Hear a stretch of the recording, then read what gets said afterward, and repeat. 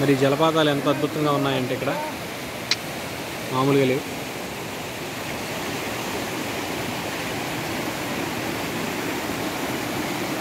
మరి ఇప్పుడు జలపాతాన్ని చూడబోతున్నాం.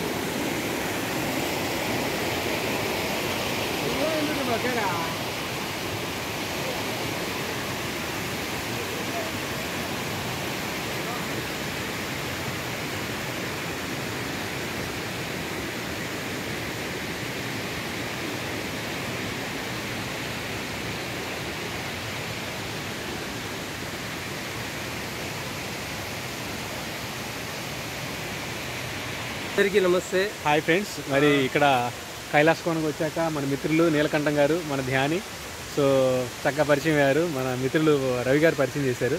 సో ఇక్కడ ఈ స్థల పురాణం గురించి, ఈ కైలాసకోన గురించి కొన్ని విషయాలు అడిగి తెలుసుకున్నాం. ఎలా ఉంది ఇక్కడ, ఎలా ఏర్పడింది అంటే ఏం చెప్పండి. పూర్వంలో ఆకాశ మహారాజు ఇక్కడ రాజుగా పరిపాలన చేశారు. అప్పుడు పద్మావతి మాత, అంటే ఆయన నాగలతో దున్నుతుండగా పద్మావతి మాత ఒక బంగారు పెట్టెలో ఆమెకి మహారాజుకి వచ్చి దొరకడం జరిగింది. ఇంకా ఇక్కడే ఆమె పెరిగి ఆమెకి ఇక్కడే శ్రీ వెంకటేశ్వర స్వామితో వివాహం చేశారు. ఓకే.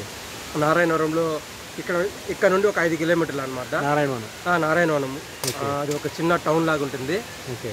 ఆయన ఒక గొప్ప యోధుడు కదా, ఆ గొప్ప యోగికి ఎంతో మంది యోగులు వచ్చారంట. అందులో మహాశివుడు ఓకే ఇక్కడికి వచ్చి ఈయన ఇక్కడ ధ్యాన సాధన చేస్తూ ఈ యొక్క తీర్థాన్ని ఇక్కడికి తీసుకురావటము, ఇక్కడ విశేషమైనటువంటి ఆధ్యాత్మిక గురువులందరూ రావటము. పక్కనే ఒక 2 మఠాలు ఉన్నాయి. ఇప్పుడు మన తిరువన్నామలలో రమణ మహర్షి ఆశ్రమం ఎలానో ఆ విధంగా కొన్ని చిన్న చిన్న ఆశ్రమాలు ఉన్నాయన్నమాట. సాధనకు చాలా అనుకూలమైనటువంటి స్థలం ఇక్కడ. మంచి హై ఎనర్జీ ఉంటుంది, ట్రెక్కింగ్కి చాలా బాగుంటుంది. దీనికి ఆపోజిట్లో సింగిరి నరసింహస్వామి అవతారం అని చెప్పి ఒక కోన ఉందన్నమాట. దీనికి ఒక స్థల పురాణం ఉంది. అదేమిటంటే విష్ణుమూర్తి ఇక్కడ నరసింహస్వామి అవతారం తీసుకున్న తర్వాత ఆయన హిరణ్యకశిపుడిని వధించిన తర్వాత ఇలా అడవుల పైన వస్తారన్నమాట, శాంతి కోసము, అంటే శాంతం అవడం కోసము. అలా వచ్చిన మార్గంలో ఆపోజిట్ ఒక కొండ ఉంటుంది. ఆ కొండనే సింగరి నరసింహస్వామి దేవాలయం అని పిలుస్తారు. అక్కడ ఒక చిన్న వాటర్ ఫాల్స్ ఉంది. అక్కడ చాలా అద్భుతంగా ఉంటుంది. ఇంకా 2 మనము ఏది గొప్ప అని చెప్పలేము అనమాట. అంత హై ఎనర్జీతో సాధనకు చాలా, అదైతే దట్టమైన అడవులతో ఉంటుంది అనమాట. ఇదైతే జస్ట్ మౌంట్, అక్కడైతే చాలా దట్టమైన పెద్ద పెద్ద వృక్షాలతో చాలా అద్భుతంగా ఉంటుంది. అక్కడ కూడా ఎనర్జీ చాలా బాగుంటుంది. ఇక్కడ నా స్నేహితుడు అయినటువంటి రవి మిగతా ఫ్రెండ్స్తో ఆ అడవి లోపలికి వెళ్ళి ధ్యానం చేయటము చాలా బాగుంటుంది. మీరు కూడా వెళ్ళి ఒకసారి అక్కడ విజిట్ చేయండి. అక్కడ అన్నప్రసాదం కూడా జరుగుతుంది అనమాట, 3 పూటలు జరుగుతుంది. ఇబ్బంది ఏమి ఉండదు. ఇక్కడ చూసారు,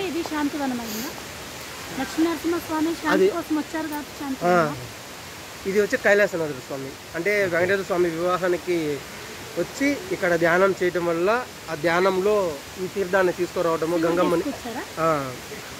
అంటే కైలాసనాథుడు అంటే శివుడు ఎక్కడున్నాడు అక్కడ గంగమ్మ వస్తుంది కదా, అలా ఈ గొప్ప విశేషమైనటువంటి స్థలం ఇక్కడ. ఓకే మై డియర్ ఫ్రెండ్స్, చక్కగా మరి ఇక్కడ ఈ కైలాసకోనని మనం సందర్శించుకున్నాం. మన రవి గారు కూడా వచ్చారు హాయిగా. సో ఇక్కడ కైలాసకోనని మనం విజిట్ చేద్దాం, వెళ్దాం పైకి. సో ఇక్కడ ఉన్నటువంటి స్థల పురాణం ఇదంతా మనకి చక్కగా వివరించారు మిత్రులు నీలకంఠం గారు, రవి గారు, మన friends. Thank you so much. మీ చేతుల్లో ఓకే మిత్రులారా, మరి ఇక్కడ అద్భుతమైనటువంటి జలపాతం మనం చూస్తున్నాం. ఇక్కడ చాలా ఎక్సలెంట్గా ఉంది. ఇక్కడ జలపాతం చూసారు ఎంత అద్భుతంగా ఉందో.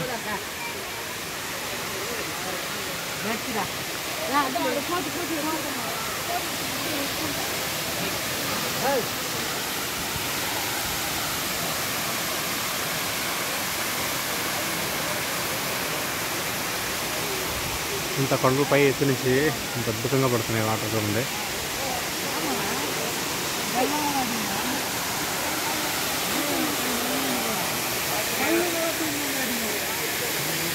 కైలాసనాథ స్వామి దేవాలయం.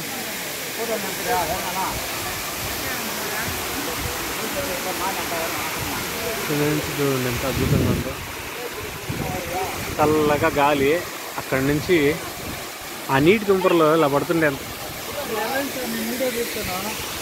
ఆ నీటి తుంపర్లో ఇలా పడుతున్నాయి ఇక్కడికి. తుంపర్గా ఉందా మనం ఇప్పుడు అక్కడికి వెళ్ళి స్నానం చేయబోతున్నాం. చాలా అద్భుతంగా ఉంది.